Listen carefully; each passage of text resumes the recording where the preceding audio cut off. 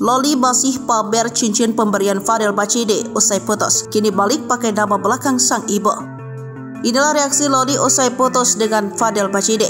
Diketahui jika Loli masih memamerkan cincin yang diberikan oleh Fadel kepada dirinya. Saat itu ia memberikan jawaban kepada netizen yang menanyakan soal cincin yang ia gunakan di jari manisnya. "Cincinnya bagus," ujar seorang netizen. "Promise ring dari Fadel," jawab Loli. Sebelumnya, Fadel memberikan hadiah cincin tersebut tepat di momen pergantian usia Loli yang ke-17. Loli pun mengunggah momen manis tersebut di Instagram pribadinya.